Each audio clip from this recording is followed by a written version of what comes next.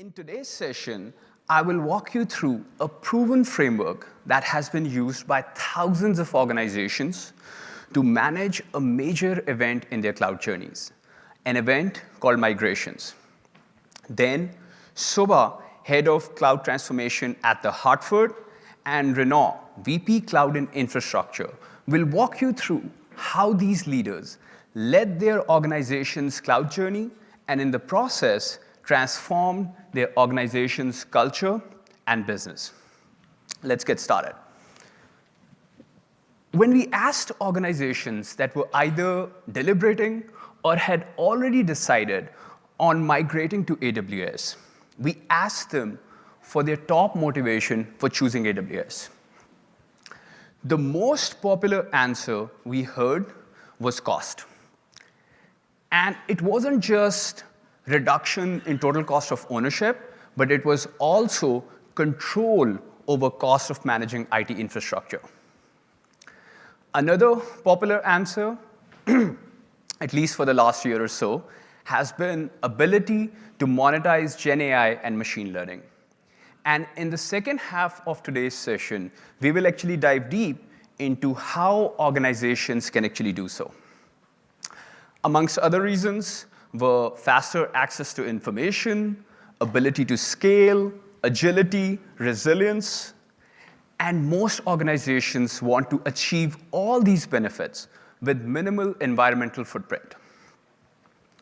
So here are the top reasons why organizations consider or select AWS. But how do they actually fare? So we reached out to organizations that had completed one or more migration projects. And we asked them about the business benefits of migrating to AWS. And when we looked at all their answers, we were able to identify four broad themes. First was, no surprise here, cost savings. So organizations like General Electric, Lionsgate, Capital One saw a significant reduction in their total cost of ownership after migrating to AWS. Second theme was staff productivity, meaning by migrating to AWS, these organizations were able to do a lot more with less. Third was operational resilience. And operational resilience can be critical in today's business environment, where an application outage or downtime can impact an organization's revenue or brand reputation. But fourth and most important one was business agility, which in some ways is a function of all the benefits we have discussed so far. It is because of cost savings, better staff productivity, improved operational resilience, that the organizations that choose AWS and their IT teams are able to respond to evolving business needs much faster. So there you go. What were the organizations expecting, and how did they actually fare after migrations? Now you might be wondering, what does that migration actually look like? Enter Migration Acceleration Program, or MAP. MAP is a holistic framework that helps organizations migrate applications, databases, and IT infrastructure to AWS. This framework includes methodology and practices specially designed to both manage migration projects and maximize their benefits. These practices have been designed and refined by AWS after working on thousands of migrations of all kinds and sizes. MAP also offers internal tooling built by AWS and external tooling built by AWS partners. All these tools, this entire portfolio, is specially focused on accelerating migration projects. And that brings us to AWS partners. MAP has a global network of over 500 partners that specialize in helping organizations migrate to AWS. These partners are available worldwide. Last but not the least, financial investments. MAP offers financial investments to AWS customers and to AWS partners who can help our customers migrate to AWS. These investments can be used to offset the cost of labor during migration projects or to offset the cost of double bubble. Double bubble is the cost most organizations have to bear during migration projects when they have to support both the source and the target infrastructure. In short, MAP caters to most of the needs an organization has during a migration project. MAP breaks down the migration journey into 3 phases. First is assess.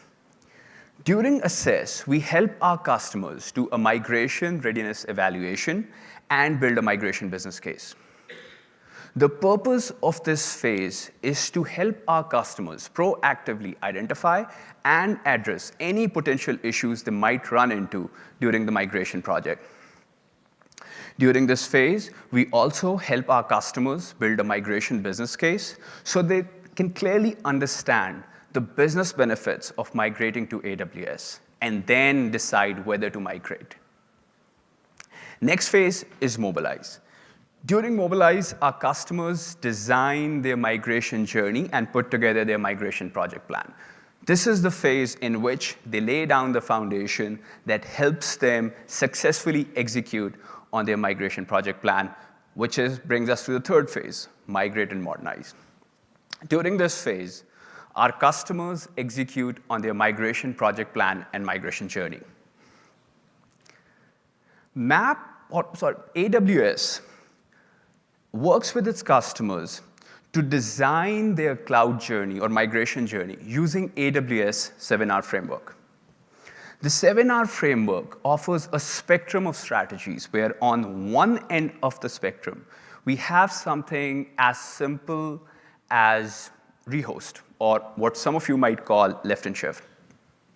Rehost is an appropriate strategy for an organization that quickly wants to execute its migration and realize the benefits of the migration business plan. On the other end of the spectrum, we have something that is much more involved, something called refactor. During refactor, customers can reimagine how their applications are architected and developed. It allows them to use cloud-native features and in the process make their applications more robust and scalable. Retire is another one of the 7 strategies and a very interesting one because some of our customers are actually surprised that when they look at their entire IT portfolio, they are able to identify on average that 5 to 10% of it can be retired as opposed to migrated to AWS. So as AWS, we understand that each of our customer is unique. Their business needs are unique. So we use this framework and work with our customers to design their own unique migration journey. Now, let's hear from a leader who used this framework to transform an organization that has been around for more than 200 years. Please welcome Soba, Head of Cloud Transformation at The Hartford.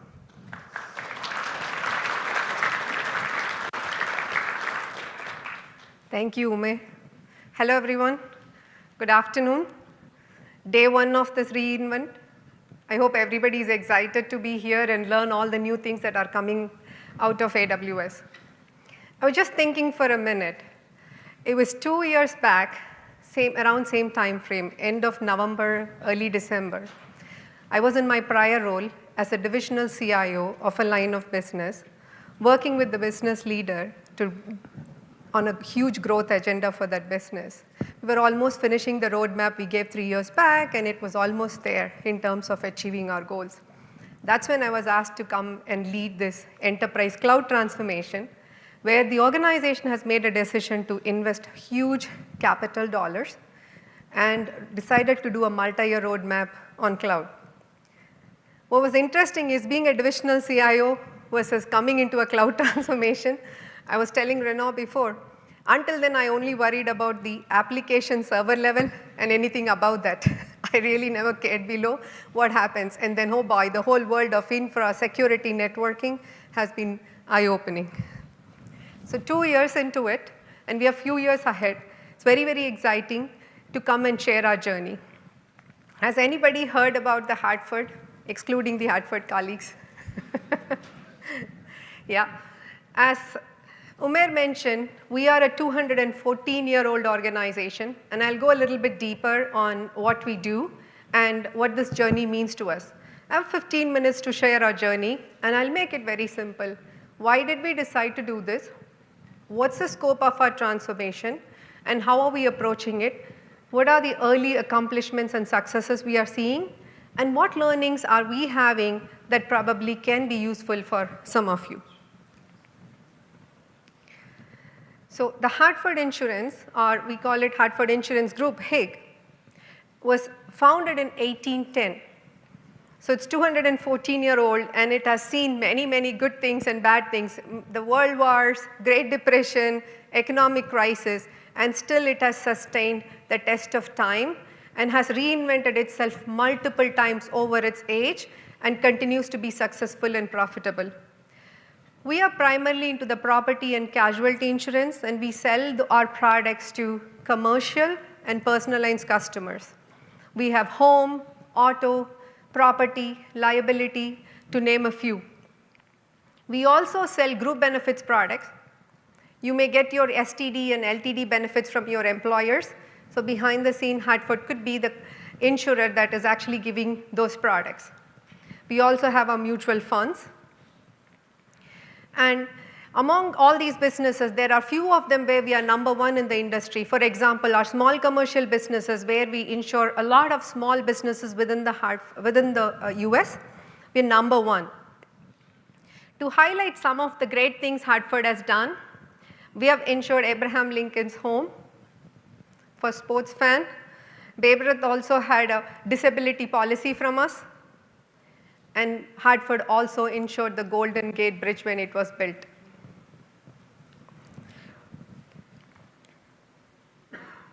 So why modernize to the cloud? The Hartford is an organization that believes in technology and has invested over and over again to build technology capabilities to deliver its business aspirations and growth agenda over and over.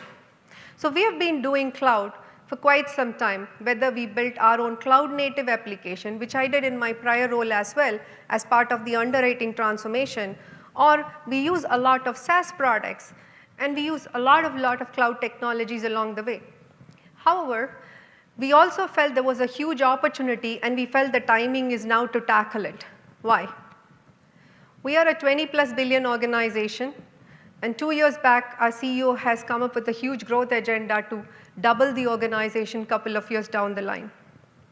And in order for us to do that, we clearly knew that technology is the way for us to compete in the marketplace and lead our competition.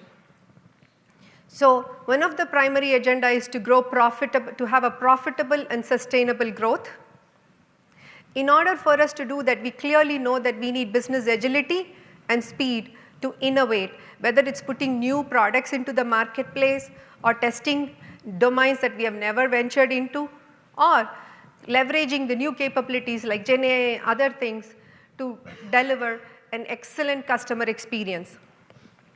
Of course, security and resilience is like table stakes now. With everything that keeps going around us, that's something that is becoming non-negotiable for every organization for that matter. So these were the three things that drove us. So a little bit of a perspective. As I said, many of our own business roadmaps were leveraging the capabilities of cloud, but we looked at our overall technology footprint, and we realized that 30 to 40% of our application footprint was not getting touched by any of these roadmaps, and keeping them on-prem and constantly addressing the currency issues year over year is going to be an investment that has to be repeated and not going to give us any long-term gain. So we decided to set aside capital investment to move these applications to the cloud as well at a much more defined time frame. And that's how the program came into picture. So what's our priorities? You saw Umair talking about many organizations leveraging the power of cloud, and predominantly the reason could be cost. I want to exit my data center, or I want to reduce my capital expense and go into an operational expense. There could be a number of reasons. For us, it was much broader than that. The first one was simplifying and modernizing our footprint. We wanted to look at our application portfolio and see where all we have opportunities to rationalize or modernize those apps and then come up. And I'll explain a little bit more in detail in terms of the R factors that he talked about, how we are intentionally picking what is the right R factor we need to go after for each of these applications. The second one is enhancing the engineering experience. This is very, very exciting for me personally because being a CIO in my prior roles, we've always done a lot of good work transforming the way an operations team works or a sales team works or a product team works. This is the first time we're making an investment for our own team members, which is our engineering population, to have a different experience. So we'll talk a little bit more about what encompasses in that. The third one is by doing step 1 and step 2, we're also going to have an opportunity to transform how we manage our application and infrastructure assets in the run space and come up with a totally new operating model. Okay. The first one, how are we approaching our simplification and modernization? As we talked earlier about the R factors, so we looked at each of those applications in partnership with our line of business CIOs. And we said, if it is a strategic application that is required for the business and it's a long-term use, we will rewrite those applications leveraging all the cloud-native application with the highest modernization score. Whereas if it's an app that is required, but you don't see it more on a strategic basis, it's more a contained kind of an application that its capabilities are needed, we might pick the rehost, which is a relatively less cost option, and move it to cloud. So just to give you an example of how we have come up with that R factors for our 400 plus applications that's in the scope. And then we work on the current state architecture as well as the target state architecture of those applications, identify a modernization score. So if you, for example, if you're going to Oracle Postgres versus if you're taking a shorter route of like just I'm going to put Oracle on EC2, you know what the scores are going to look like. Coming up with those scores and understanding like what is this app going to look like when it moves into cloud from different dimensions, architecturally, infrastructure resiliency standpoint, plus also FinOps standpoint, what is going to cost us when we move it onto the cloud. Then we work with the team and we do the mobilizing of those applications, we build the IAC code and take it all the way from there, and the app gets migrated and modernized to the cloud. So this is our journey. It's taking us a couple of quarters when we started this last year, and we are seeing as we have built more products and services and we are proactive on identifying what those foundational needs are, that cycle time continues to reduce, and our aspiration is to reduce it even further with more automation in future years. Okay. The engineering experience. So you know cloud itself comes with a lot of capabilities. So you can do a lot more things on your app when it is on the cloud and built all with the right capabilities compared to what we were able to do on-prem. Plug it on top of it with an automated DevSecOps pipeline, an automated ITSM change management or release management processes. Thereby we are eliminating human touch on your software delivery lifecycle. So all the way when an engineer is building the code, designing, building and deploying, our vision is we want to go into no touch or low touch kind of a model there. Thereby, it minimizes time that people are waiting on certain things, and it focuses our engineers to just write code. We established a cloud services function as well as our reliability engineering function, which is focusing on enabling everybody else and kind of paving the path. But the beauty of the way we execute is much more federated. So we work with all of our engineering teams from our line of businesses, and it's much more of a concept of federated build, inner sourcing, how they come up and solve a problem that we can take it and make it available for enterprise. So the goal is to continue to advance our observability or orchestration, our DR testing, minimizing the time that takes for us, all those things, at the same time being laser focused on stability and resiliency. This is the third objective of the transformation, which is the operating model. So like every traditional organization, you have your infrastructure function that takes care of your compute and storage and network and XYZ. And then on top of it, you have application run teams which manages those application assets and monitor the day-to-day operations. And then we have adopted Agile at scale several years back, because of which our invest agenda executes as value streams. Now the focus for us is run, and what we are aspiring to do is The run team, which is very reactive, when an incident comes, you come and look at it and what went wrong. You work backwards from that incident to figure out what caused the issue, whether it's a configuration change or whether it's a deployment you did recently, whatever caused the issue, you go and resolve it. That's how the traditional day-to-day life of somebody working in a run team looks like. Our goal is, again, leveraging all the tools we have, whether it's monitoring or logging and observability overall, and coming up with much more proactive way of monitoring and its incident prevention versus actually going and addressing it. So transforming that to a true engineering function is our goal, and the aspiration is at some point, many of the capabilities that in the traditional world on-prem an infrastructure team would do would be done by these RE squad is the name we use for our teams, and thereby 1 + 1 can become actually 1.5 and not 2. So we get efficiency through automation and modern way of operating. Okay. So the left side talks about the program goal that I touched earlier. It's about business agility, speed to market, resiliency and security. Of course, with any major initiative, you are expected to bring benefits to the organization, so we do have that as well. So far we are seeing significant improvement in technology cycle time, how much time it takes for an application to go to cloud, or leveraging the products and services we already have in our catalog. Our cycle times are much faster now. And we have been continuing to train our employees, as you can see, and constantly moving more apps onto cloud. Okay. 2 years into this, when I think about what are some of the critical factors that are contributing to the success of the program and laying all the right things to continue this journey and finish, I would say the first thing is definitely executive and business sponsorship. Many of you might be facing the battle of, especially when you have huge technology investments that is focused for technology, your business leaders might be challenging to say like, why invest on this? I don't think anybody's questioning anymore why cloud, thankfully not.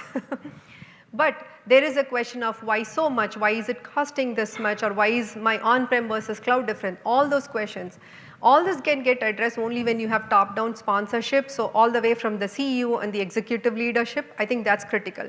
Second, we took the time and not rushed in jumping and migrating the apps on cloud. We spent a couple of quarters to build the right foundation and get a head start before we actually started working on our first asset to migrate to cloud.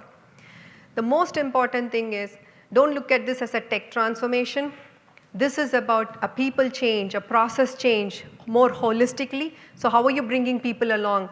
People who are building code and maybe in a different kind of technology in the past, how are you training them now to become cloud engineers and adopt all the new things that are coming on? So those are important.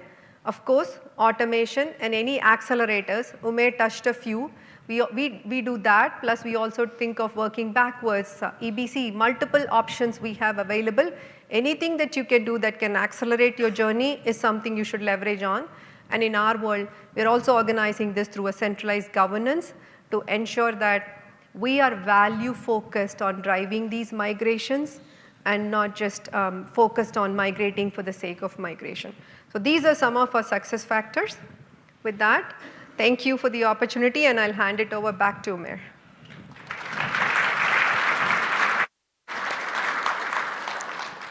Thank you, Subha. That was both informative and inspiring, and I'm sure all of you would agree. Now let's go back to something that we briefly touched on earlier in our session. $4.4 trillion. When you hear this number, you might be thinking I'm referring to a country's GDP. And if I were, I would be referring to the 4th or 5th largest GDP in the world. But what I'm referring to here is what McKinsey identifies as the potential incremental value businesses can create using GenAI. GenAI is unlocking tremendous possibilities, and in the process, transforming businesses across industries. So it shouldn't come as a surprise that today, most organizations are deliberating their GenAI readiness. These organizations are thinking of ways to use GenAI to improve both their top and bottom line. So let's look at a few organizations that have successfully managed to do so. BMW Group. used Amazon Bedrock to create a Gen AI assistant that helps them optimize their infrastructure on AWS. Using this assistant, BMW compares its IT workloads against AWS's well-architected framework and BMW's own best practices. DoorDash used Amazon Bedrock and Amazon Connect to create a Gen AI contact center that automates the Dasher's most common inquiries. The solution allows DoorDash to reduce the delivery time and in the process improve their Dasher's efficiency. Thomson Reuters used Amazon Bedrock to democratize its employees' access to Gen AI foundation models. Using the solution, Thomson Reuters made sure its employees could access these foundation models safely and securely for their most innovative projects. What's common across all these organizations is that they had proactively laid down the foundation that allowed them to be few of the earliest adopters of Gen AI. They laid down this foundation by migrating, by building new applications, by building data platforms on AWS. And when we, as AWS, think of what that foundation looks like, we think of a virtuous cycle. And the Gen AI virtuous cycle starts with the data. But the data alone isn't enough. Organizations need information. And in order to create that information at scale, organizations need data platforms. Once an organization has the data platform, they can use off-the-shelf foundation models using Amazon Bedrock to incorporate Gen AI into their workflows and improve their customer experience. When organizations improve their customer experience, they are able to not only improve the engagement of their existing users, but they are also able to bring in more users. More users gives them more data that allows them to scale their data platform, which in turn allows them to fine-tune or build better Gen AI foundation models. So as AWS, we encourage our customers to start building the foundation today for the disruptive technologies of tomorrow. Now, let's hear from an organization that started its cloud journey over a decade ago, and in the process, laid down the foundation that allowed them to be one of the earlier adopters of Gen AI. Please welcome Renaud, VP Cloud and Infrastructure at Adevinta.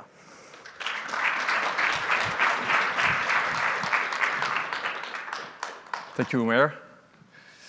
Who is jet lagged in this room? Who is? A few people jet lagged. Yeah, not so many. I am jet lagged, but I am very excited to be here to tell you about the journey of Adevinta into the cloud. It's a decade-long journey, so it's a long journey, but you'll see there's a great acceleration towards the end. First, I will explain who and what Adevinta is. I guess most of the room doesn't know Adevinta. I'll take you through our journey, which started organically, and then a great acceleration in the last 2-3 years, and how this enabled our business to accelerate in terms of value creation, and in particular, to accelerate our foray into Gen AI. And then I'll tell you about the next steps. So first of all, Adevinta. I'll tell you a little bit about Adevinta. So anyone from Germany here? Anyone from Germany? No? From France? A few people from France? Yes. Le Bon Coin? You know Le Bon Coin? Yes. Le Bon Coin, pretty big brand. Germany, same. Kleinanzeigen, Mobile, huge brands. In most of the markets, we're mostly centered in the core of Europe. We also have positions in Canada and in Brazil. Those are big brands, consumer brands, C2C and B2C, that are very well known, used by millions of people literally.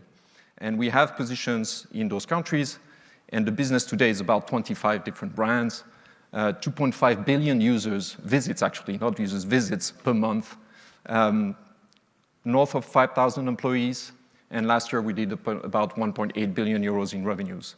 So it's a decent business, fully digital, it's native digital. And we've been around for, in total, probably 15 years.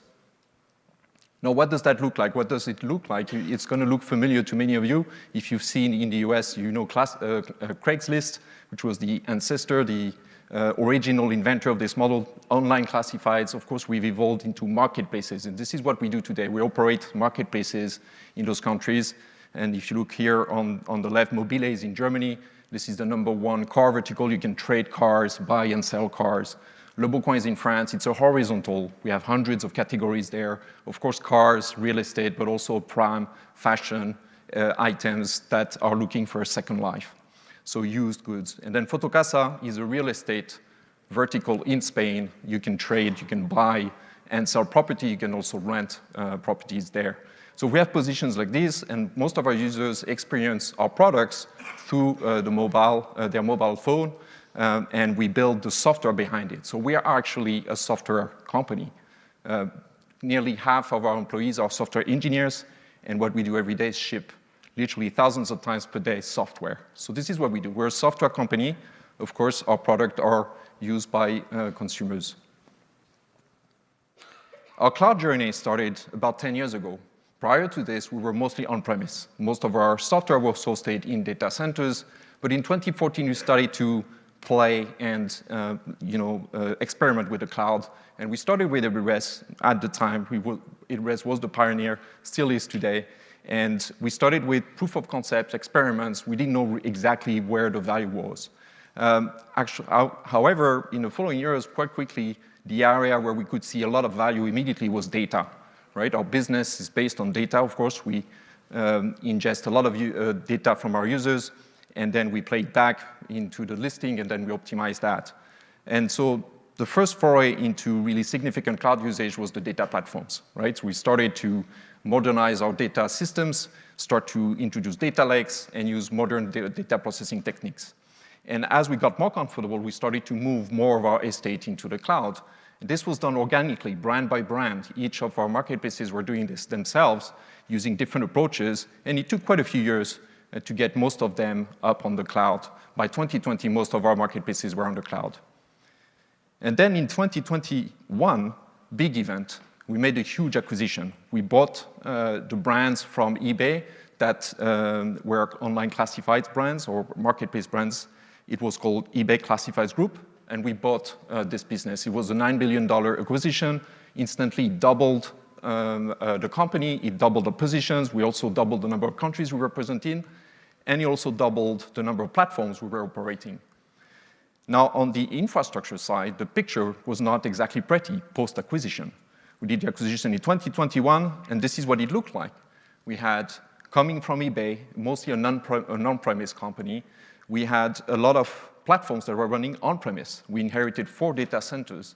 And on the left of this slide, you can see many of the brands from eBay Classifieds Group running on-premise. We had Adevinta, historical Adevinta, already pretty far into AWS. Most of the big brands were already hosted there. And then we had a growing footprint on another cloud provider that shall not be named, coming from ECG, from eBay Classifieds Group. So we had this messy landscape.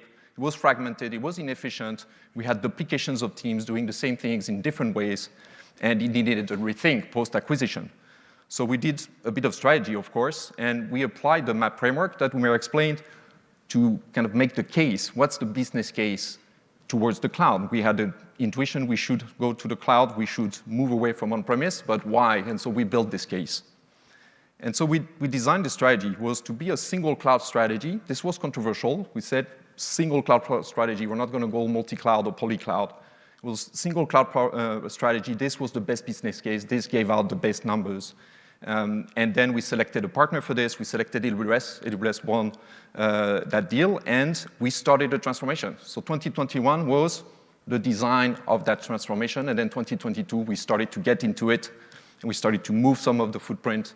And by 2023, most of our businesses were migrated into AWS, and now we're dealing with the long tail of the last applications that need to be moved, and one last marketplace that needs to be moved as well. So we made quite a bit of progress. The footprint we had on-premise was significant. We had 4 data centers and 20,000 servers, and we are moving them as we speak, and we're going to shut down the last 2 data centers next year when we're done. So this, we made quite a bit of progress, and to plan this out, we used the 7R framework that Umair explained, but we adapted it to the business context. Each of the platforms had different requirements, different business contexts, and as an example, I'll give an example, marketplace A here, and you can see the number of services that went through the different R of the 7R framework. And then another example, Marketplace B, here, and you can see big differences here in the way we're applying the framework. We did not have the same approach, and this was due to either the maturity of the platform, its architecture, or some other factors. And so we adapted the framework, and we planned this out over the 3 years. This is what it looked like. So we built this burn down at the end of 2022. We have 3,600 odd services that had to be migrated over that plan. And we had this plan. It was very aggressive. In fact, some of our engineers called it mission impossible. They said it could not be done this fast. The previous part of our story took 6 years to get most of our businesses into the cloud. And we were planning to do most of this in 1 year. I mean, if you see 2023 is the bulk of the change here. And so it was called Mission Impossible internally in some corners of the company. And of course, one of the things that we did to make it more likely to succeed is to seek executive sponsorship.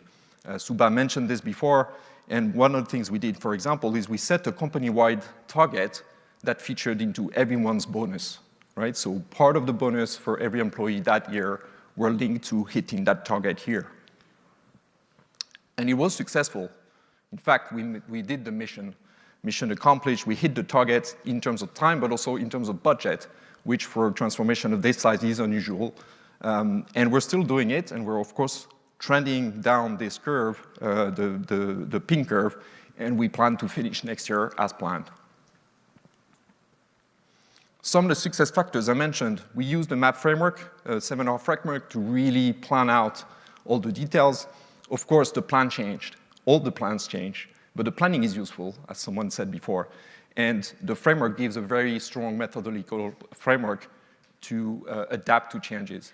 But the other part was the alignment with the business. Suba also mentioned this. This is not a tech migration. This is an end-to-end transformation to the way we ship software, to the way we ship products. And this means operating model, so organizational changes. This means culture. This means technology, obviously, but also means ways of working. And you'll see an illustration in a minute. Another key success factor was to leverage the deal, the partnership that we structured with AWS. And this makes maximum use of the value of that contract and the incentives built into it. And therefore, very close control of the finances of the program were necessary, and we're still on budget today. And then the last point, we have 2,000 engineers in the company. They know their platform by heart, and we trusted them in designing that path into the cloud, even though it meant re-architecturing, re-platforming, sometimes simply re-hosting, but very often making big changes to the platforms. They know best.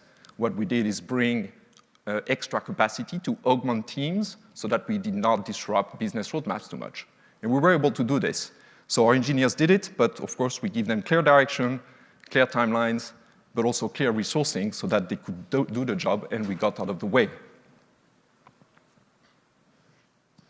One example of the benefit, this is maybe the most obvious one for our engineering team, is the agility that you get out of this, right?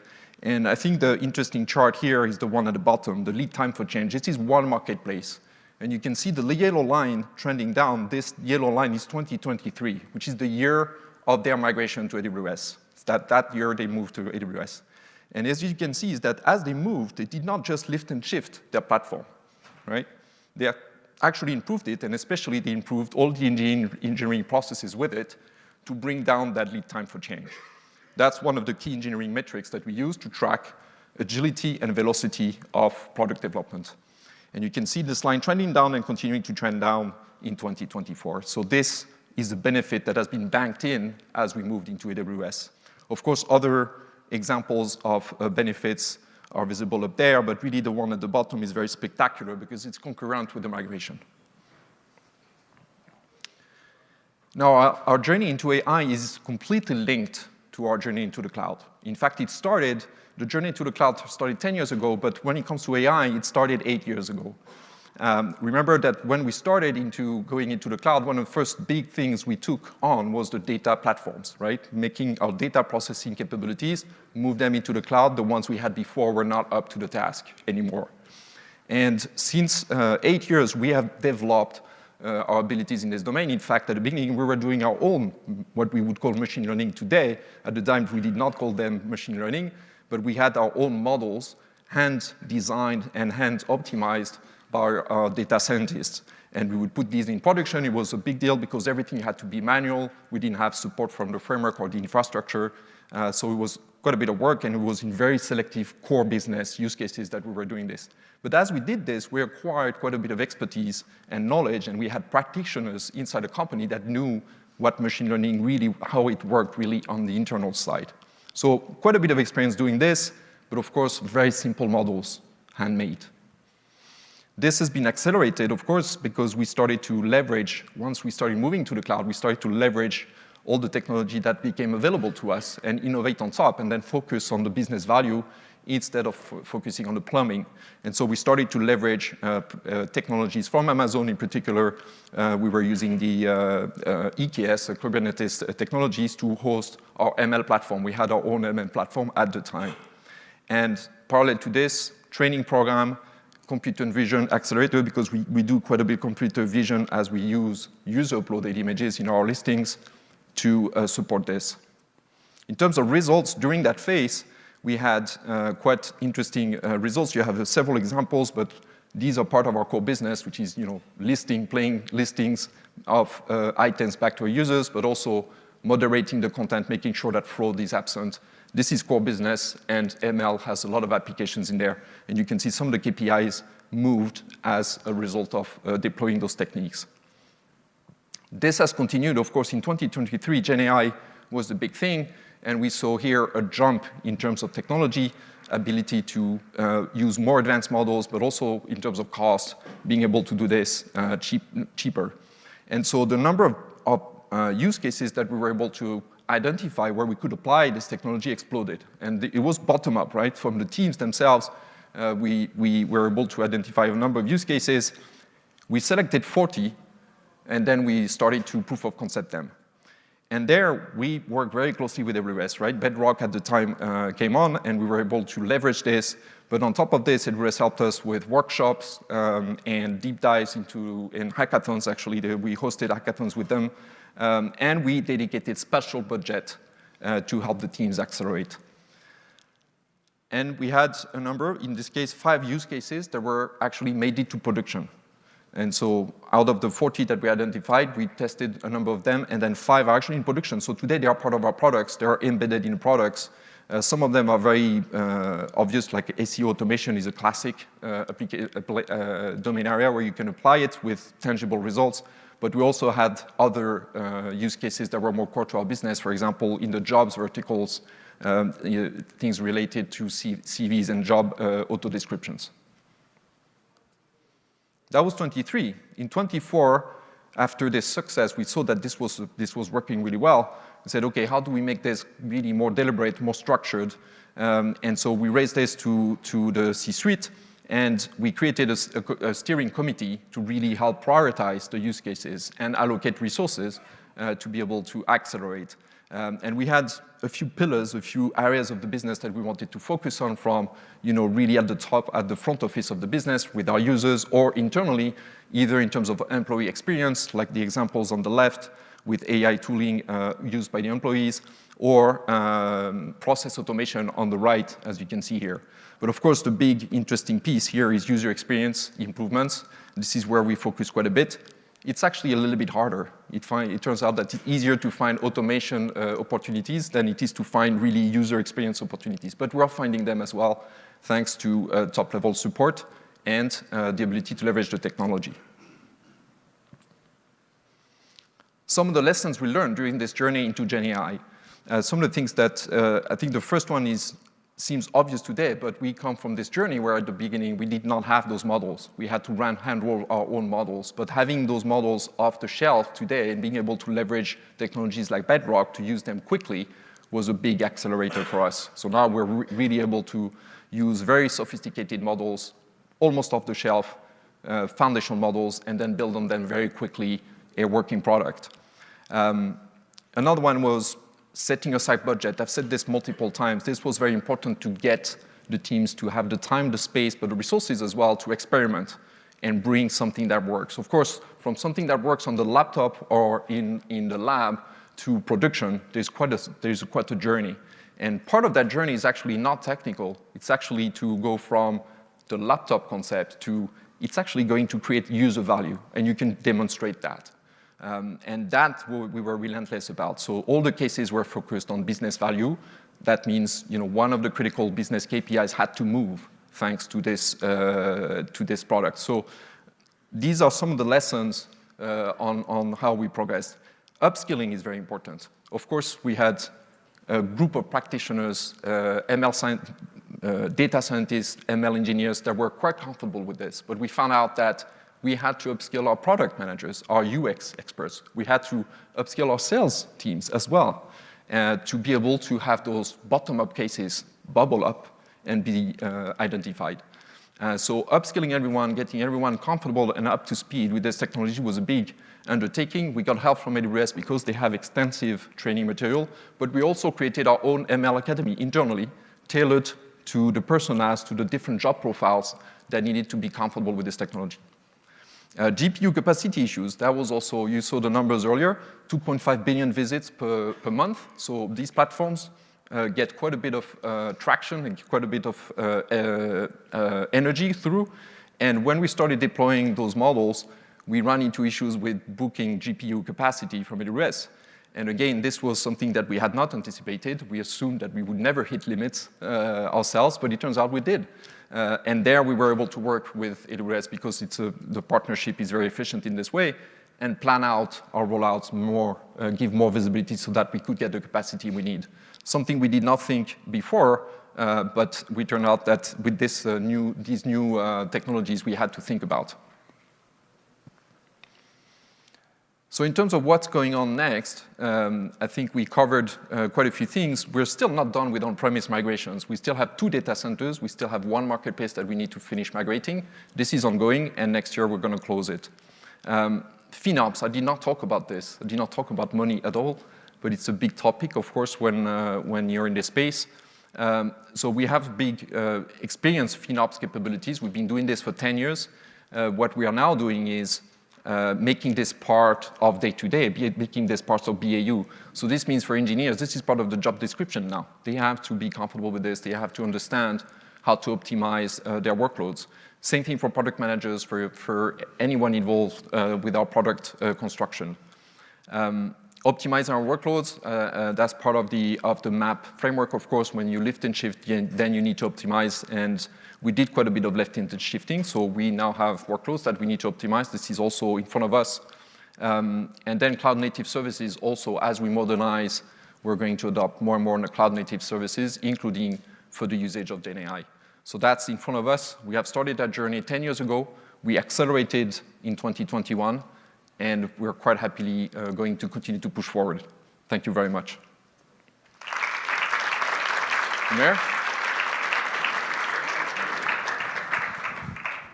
Thank you, Renaud. I was so lost in the presentation, I forgot I have to come back up here. Thank you, Renaud. Thank you so much. So today, you heard from the leaders at The Hartford and Adevinta. And I hope that these stories, these experiences, the framework, gave you a sense of what the future of your own organization cloud journey should look like. So here, at the end, let me take you back to where we started, this time with a study done by a third party, IDC.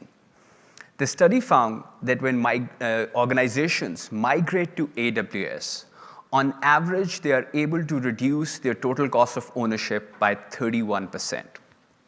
The same study found that the organizations that migrate to AWS, they are able to improve their staff productivity by 62%. So they are able to do more with less.